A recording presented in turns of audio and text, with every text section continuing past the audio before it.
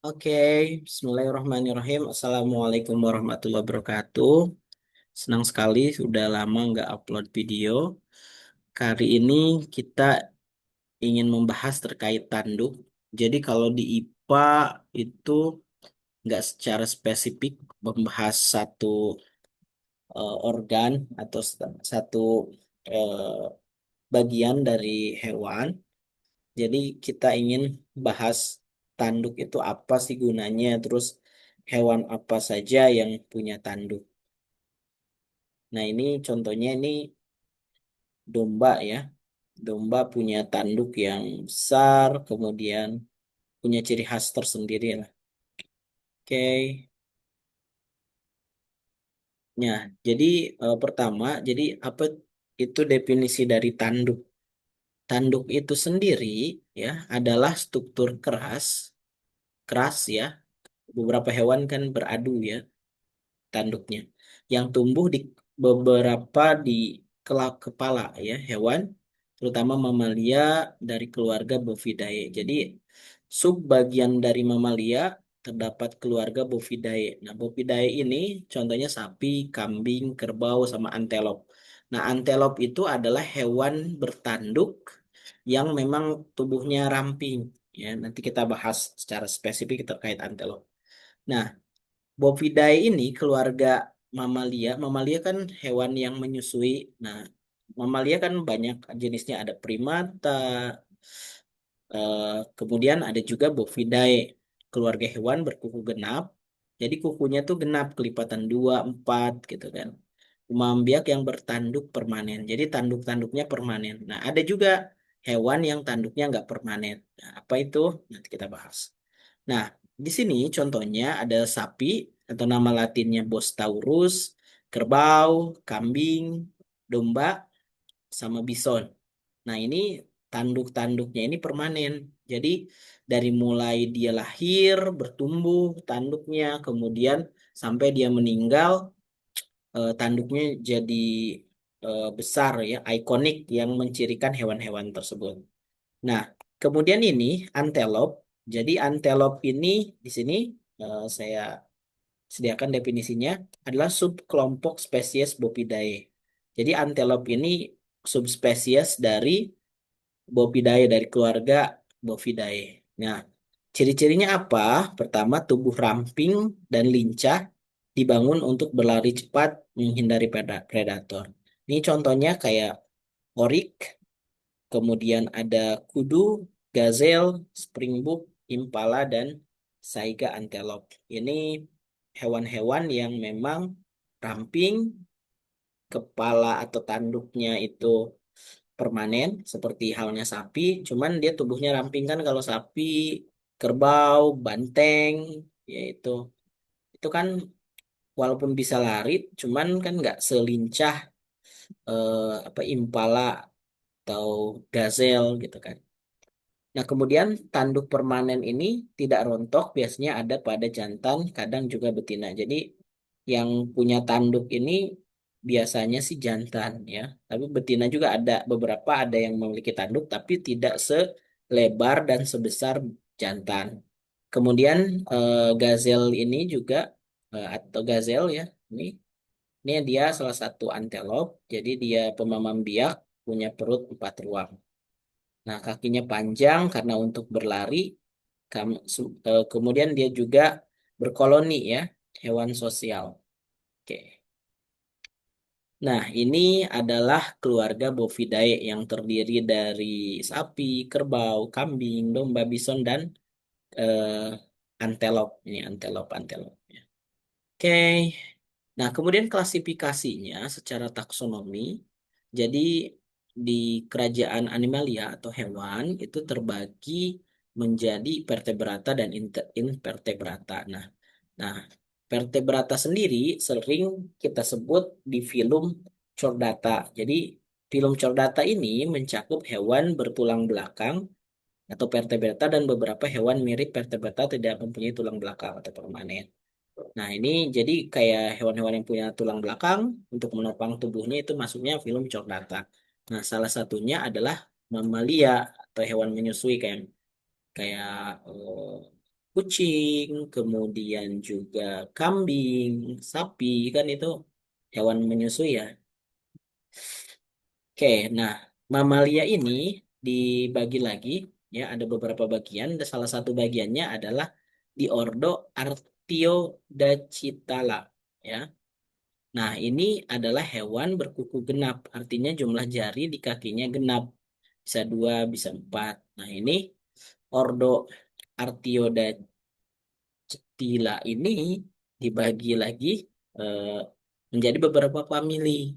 Nah, ini kita kelas sengaja sih saya klasifikasikan banyak di famili karena kita akan tahu secara jelas bahwa gimana sih hewan berkuku genap ini bisa ada yang punya tanduk, tidak punya tanduk, ada yang beda tanduknya kita bahas. Nah, pertama ada famili Bovidae yang tadi ya. Jadi hewan pemamam biak, dia dengan empat perut, kemudian punya tanduk permanen tidak rontok dan dilapisi keratin. Nah, itu yang membuat tanduk itu jadi kuat. Ya, dia juga kebanyakan herbivora, pemakan rumput atau daun. Nah, ini bovida ini kayak tadi ada antelop, kemudian sapi, kambing. Nah, itu contohnya. Jadi tanduknya itu permanen. Nah, selanjutnya ada Camelidae. Ya, dari namanya juga sudah tahu ya dia itu keluarga unta-untaan gitu kan. Nah, cirinya adalah dia itu tidak punya tanduk atau rangga. Nah, nanti kita bahas rangga itu apa sih.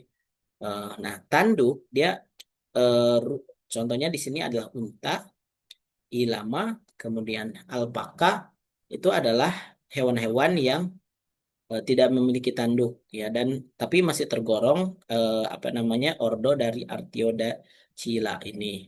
Nah, kemudian apa namanya ininya dia tidak memiliki tanduk ya kalau keluarga Camelidae. Nah, kemudian dari famili atau keluarga Giraffidae atau keluarga jerapah ini dia memiliki tanduk yang namanya osiokon. Jadi itu tanduk kecil tertutup kulit berbulu tidak sama dengan tanduk Bovidae. Nah, ya. Tadi kalau ini tanduknya permanen, kemudian kelihatan kayak tulangnya itu kan. Nah, kalau ini tertutup bulu, ini kayak di apa namanya jerapah. Nah, itu apa namanya tanduk yang dinamakan osikon. Ya. Nah, dia punya tanduk tapi tertutup kulit dan bulu. Nah, kemudian eh, ada juga famili Cervidae. Nah, famili Cervidae ini punya rangga atau antler yang rontok tiap tahun tidak permanen. Jadi dia punya tanduk, tapi istilahnya bukan tanduk, tapi rangga atau antler. Nah, rangga atau antlernya ini copot tiap musim. Nah, contohnya rusa, kijang, elk, karibo itu masuk ke dalam famili Cervidae. Jadi tadi kalau Bervidae itu tanduknya itu permanen. Kalau Cervidae dia punya tanduk atau nama ilmiahnya rangga atau antler, tapi dia tidak permanen. Artinya setiap musim ganti, setiap musim ganti. Nah, kemudian ada juga famili Suaidae. Nah, ini dia tidak punya tanduk tapi memiliki gigi taring yang seolah-olah kayak tanduknya ya, contohnya babi peliharaan, kemudian ada babi hutan itu dia mempunyai taring yang memanjang itu kayak gading ya. Nah, kemudian ada famili Hippopotamidae. Ini tubuhnya besar terus semi akuatik, jadi banyak menghabiskan di air, contohnya keluarga kuda Nil ya. Ini ordo Artiodactyla ini ya. Oke. Nah, fungsi tanduk ini apa? Pertama, fungsi tanduk ini adalah pertahanan diri dari predator. Jadi, kalau ada seperti cheetah atau harimau, nah si hewan-hewan dari Bovidae ini, ya, ke famili Bovidae ini akan melawan lewat tanduknya itu. Jadi, pertahanan diri. Kemudian, dia juga sebagai pertarungan antara jantan untuk memperebutkan wilayah. Jadi, pertahanan diri juga sebenarnya kan antara sesama spesies gitu kan, memperebutkan betina, memperebutkan wilayah, nah gitu. Kemudian identitas spesies dan jenis kelamin. Ya, kalau jantan biasanya tanduknya tuh lebih besar, lebih panjang. Kalau betina kadang nggak ada tanduk, kadang ada, tapi nggak selebar yang jantan. Kemudian juga tanduk ini juga kadangkala udah kadangkala dipakai untuk mengatur suhu tubuh. Kemudian juga ada yang digunakan untuk menggali lubang, contohnya oryx dan kudung. Ya. Oke. Nah, ini bedanya tanduk, antler, dan osikon. Jadi kalau tanduk yang bersifat permanen, ini dimiliki oleh Bovidae tadi ya. Kalau antler, kemudian atau torangga, ini copot setiap musim kawin. Ya, jadi kayak rusa itu apa namanya antlernya ini ya si tanduknya ini bukan tanduk tapi antler ya disebutnya antlernya ini copot tiap musim. Nah, kalau osikon, nih coba kita putar videonya. Dia tuh nih tanduk tapi tertutupi oleh bulu dan kulit. Jadi nggak nampak gitu kan. Kalau ini nampak, kalau ini nggak. Gitu. Ini coba lihat antler apa namanya elk ini dia apa namanya melepas antlernya. So, nih ya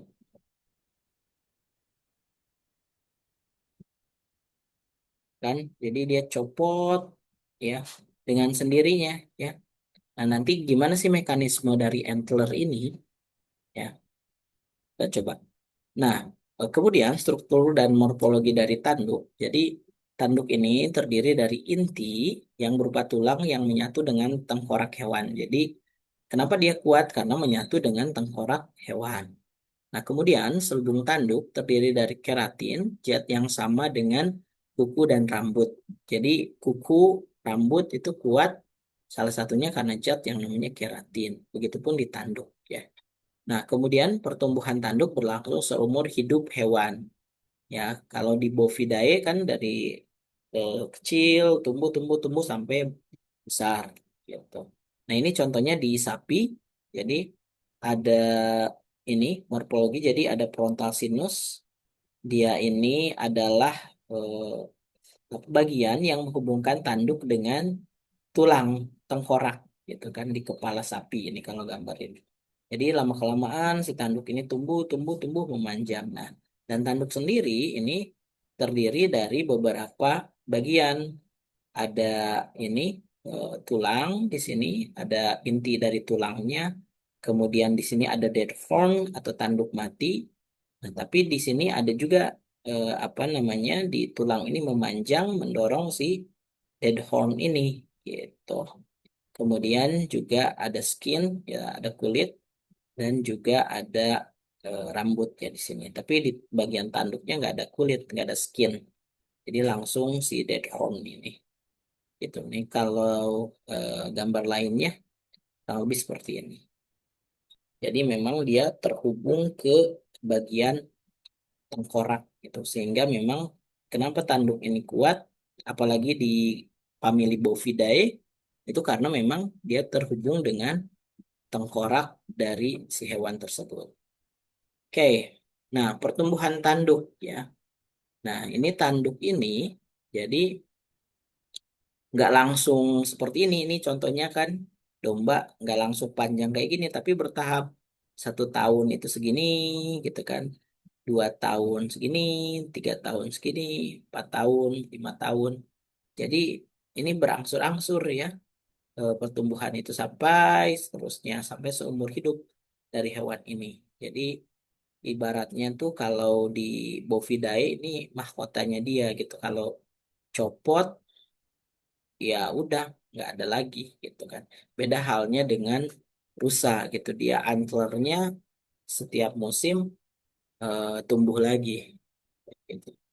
Oke, nah ini hal yang menarik. Jadi mengapa antler bisa copot setelah musim kawin? Contohnya rusa tadi ya. Jadi ini prosesnya seperti ini. Jadi siklus tahunan antler.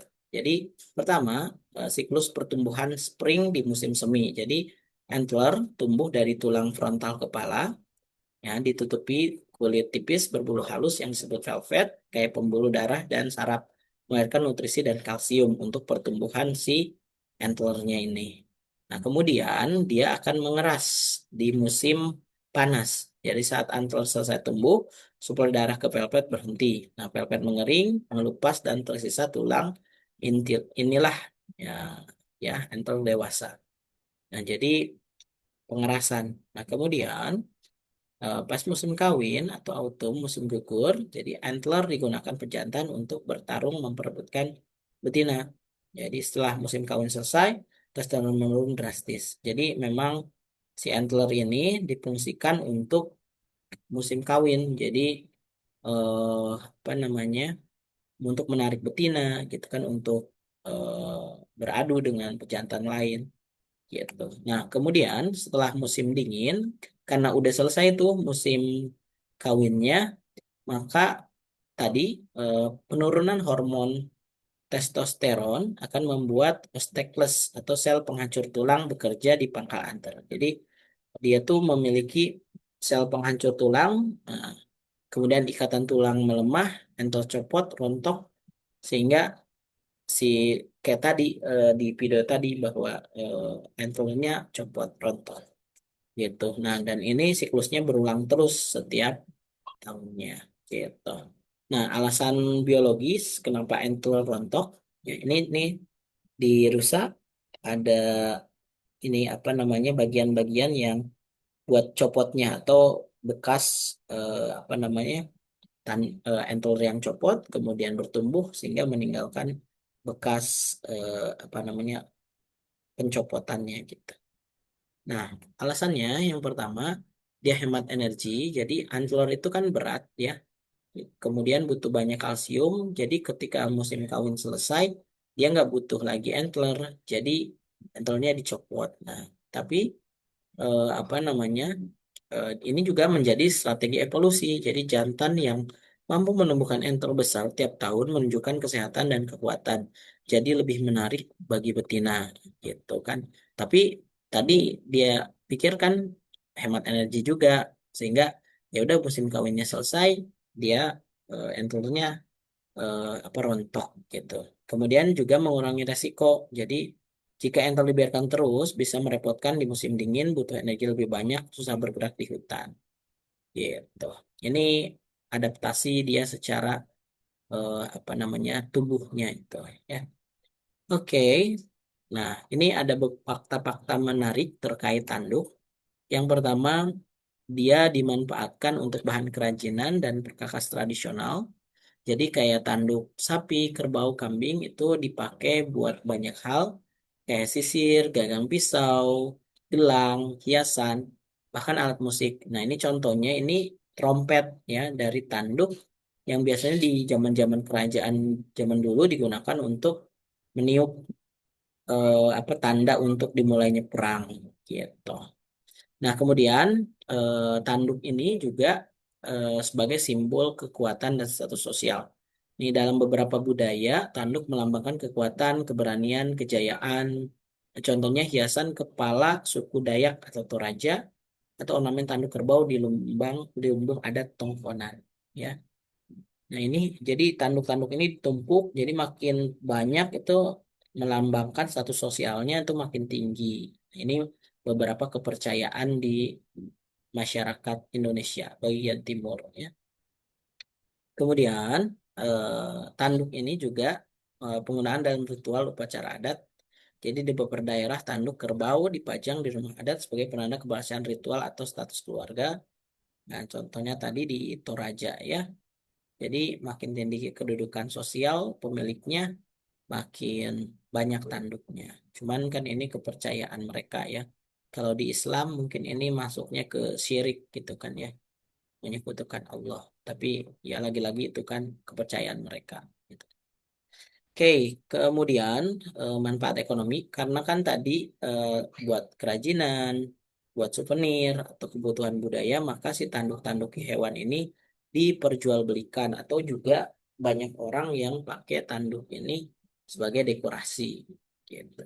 Nah, kemudian karena apa namanya, ada kepercayaan di masyarakat Asia bahwa tanduk ini bisa dipakai buat obat gitu kan. Nah, sehingga banyak tanduk-tanduk ini atau hewan-hewan yang bertanduk Bovidae ini diburu gitu kan. Padahal kan ini hewan beberapa memang dilindungi gitu kan ke apa kelestariannya.